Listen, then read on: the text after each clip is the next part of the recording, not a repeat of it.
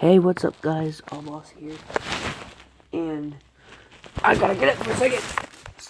But before I start the video, go follow King Savage Kid 10110, cause that's Nico Warner. If you didn't know, that's like my best friend ever, bruh. Go follow him, bruh, on Instagram. But now, to get into business, today we're doing our first reaction. What was that? And that just happened. Our first reaction is going to be every DBZ reference in Steven Universe. Fans should know. Tuned up number 168 Channel Federator. I've watched their videos before and they're actually pretty good. But I've only seen a couple seconds of this one. But this looks like it's gonna be pretty good. So let's start this up. Like, comment, subscribe if you want. Shout out to Channel Federator. They make really good videos. And they're good. They make good videos. Shout out to them. Now let's get this in. And make sure this alright. Steven Universe. Everyone's favorite pizza-loving, half-gem, half-human. I used to watch this show too, so I might know some of these. They should do fun-loving, and best of all, he clearly shares our love for all things anime. Sorry, I'm gonna be like Blasphemous HD in this, but shout out to him though.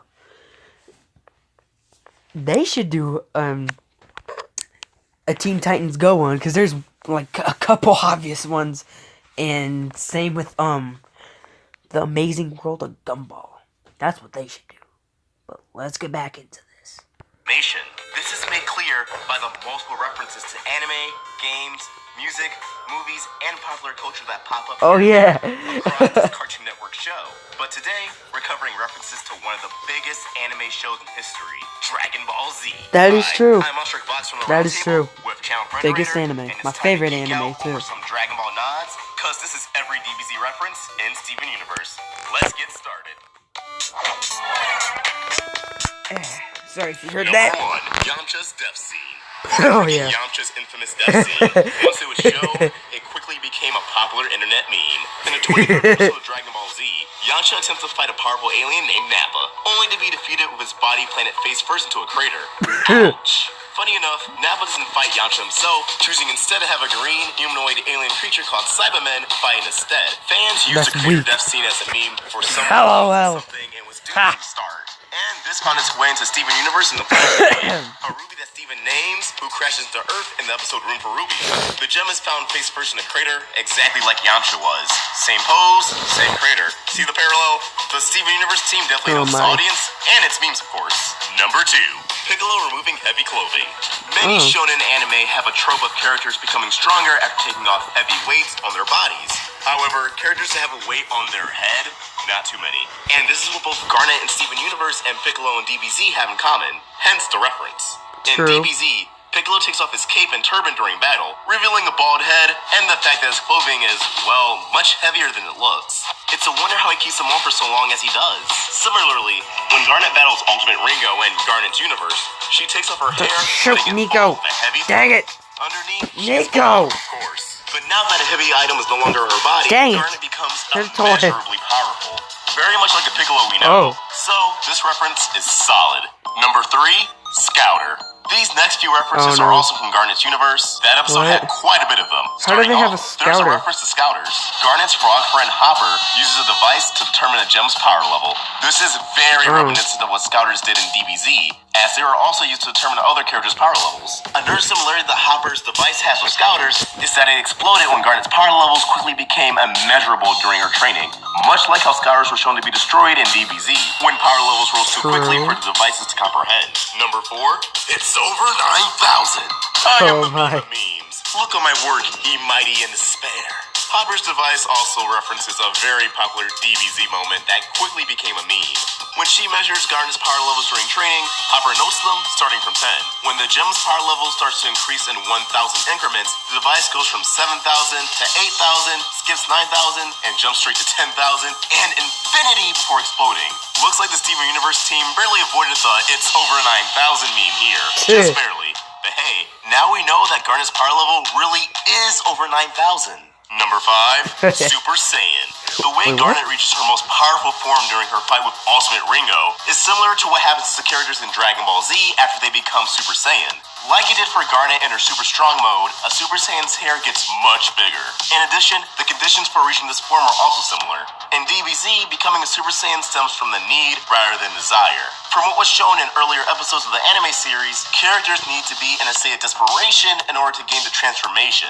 In addition, the requirements to having it are high. That's kinda not true. If you're unlocking it, it is.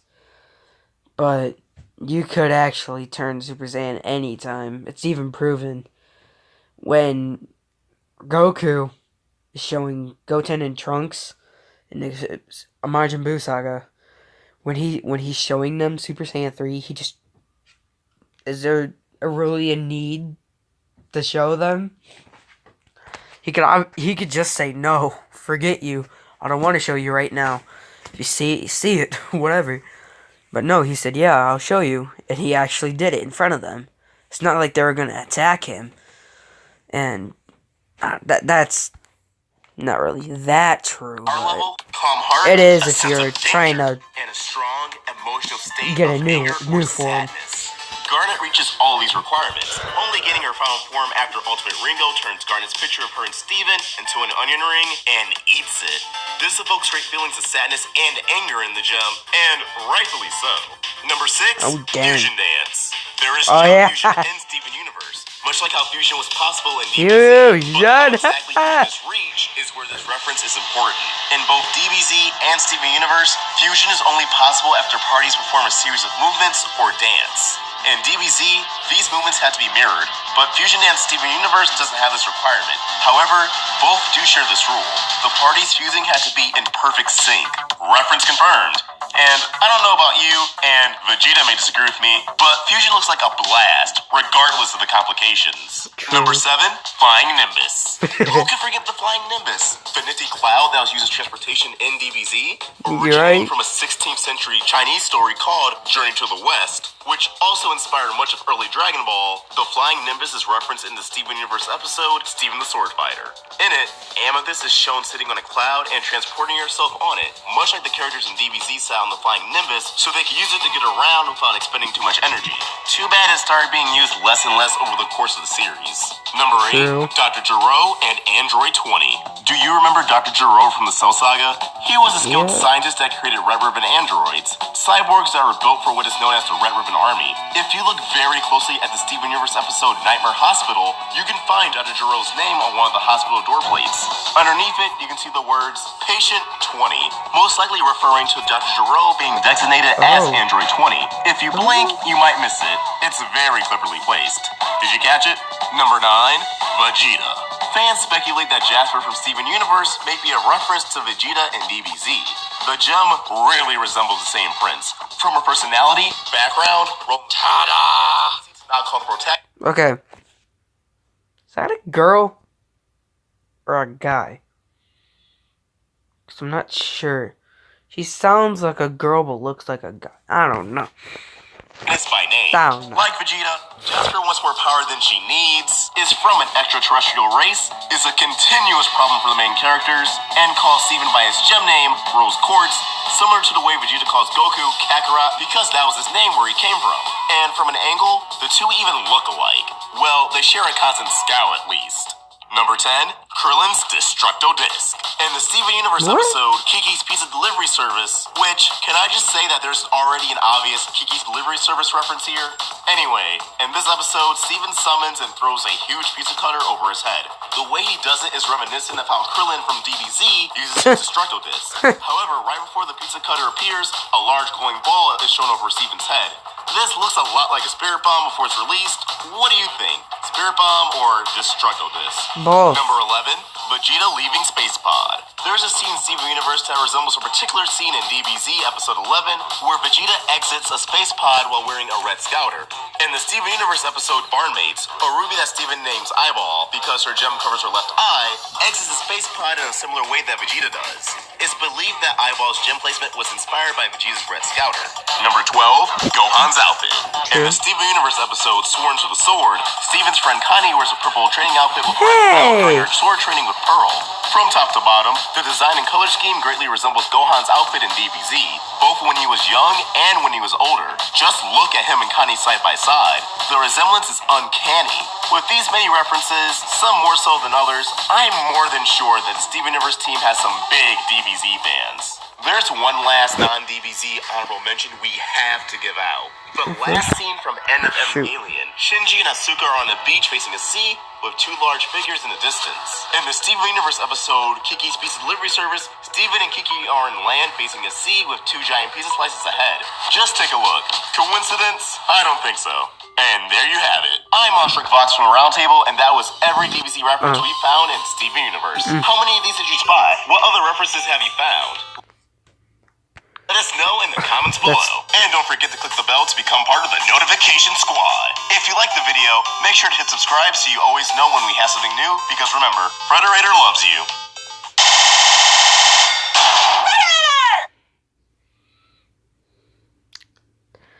That's an interesting ending.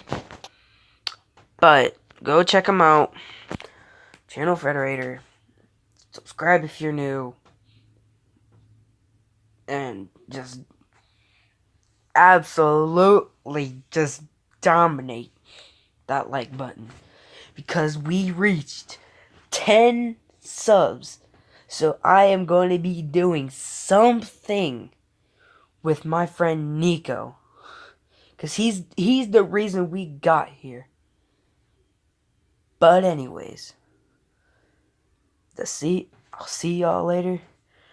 Tomorrow, hopefully. Happy Easter. And peace out.